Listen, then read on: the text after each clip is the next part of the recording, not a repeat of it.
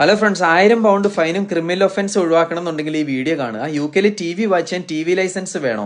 ഇനി കണ്ടാലും TV detector van വഴി അത് കണ്ടുപിടിക്കാൻ പറ്റുമോ?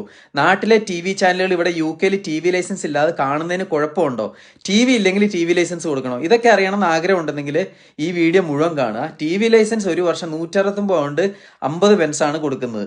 അത് TV, laptop, computer, mobile, tablet, game consoles, digital boxes, അങ്ങനെ എന്തെങ്കിലും ലൈവ് പ്രോഗ്രാംസ് അല്ലെങ്കിൽ സ്ട്രീമിംഗ് കാണുവാണെങ്കിൽ TV ലൈസൻസ് നിർബന്ധമാണ്. പിന്നെ BBC iPlayer എന്ത് പ്രോഗ്രാം കണ്ടാലും TV ലൈസൻസ് വേണം. അതുപോലെ തന്നെ നിർബന്ധമായിട്ടും വേണ്ടതാണ് YouTube live videos, Facebook live videos, Instagram live videos, അങ്ങനെ എന്ത് ലൈവ് വീഡിയോസ് ആണെങ്കിലും റെക്കോർഡിംഗ് ആൻഡ് ഡൗൺലോഡിംഗ് ആണെങ്കിലും വേണം. ലൈസൻസ് വേണ്ടാത്ത കാര്യങ്ങളാണ് ക്യാച്ചപ്പ് TV പ്രോഗ്രാംസ് അല്ലെങ്കിൽ മാച്ച് ഓൺ ഡിമാൻഡ് പ്രോഗ്രാംസ് എന്ന് പറഞ്ഞാൽ ലൈവ് അല്ലാതെ കഴിഞ്ഞു പോയ പ്രോഗ്രാംസ്. പിന്നെ ഫിലിംസ്, TV ഷോസ്, ഓൺലൈനിൽ നിന്ന് റെന്റിന് എടുക്കുകയോ വാങ്ങുകയോ ചെയ്ത പ്രോഗ്രാംസ്, ഇതിനൊന്നും TV ലൈസൻസ് വേണ്ട.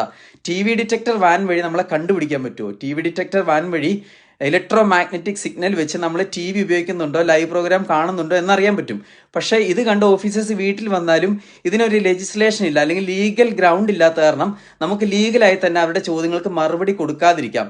പിന്നെ മജിസ്ട്രേറ്റിന്റെ വാറന്റ് ഉണ്ടെങ്കിലേ വീട്ടിൽ കയറാനും സെർച്ച് ചെയ്യാനും പറ്റുള്ളൂ. അപ്പോൾ ഇതൊക്കെയാണ് TV ലൈസൻസ് സംബന്ധമായ മിക്കവാറും ആൾക്കാരുടെ സംശയങ്ങൾ. അപ്പോൾ വീഡിയോ കുറച്ചെങ്കിലും ഉപകാരമാണെന്ന് തോന്നിയിട്ടുണ്ടെങ്കിൽ ഷെയർ ചെയ്യാനും ഫോളോ ചെയ്യാനും മറക്കരുത്. താങ്ക്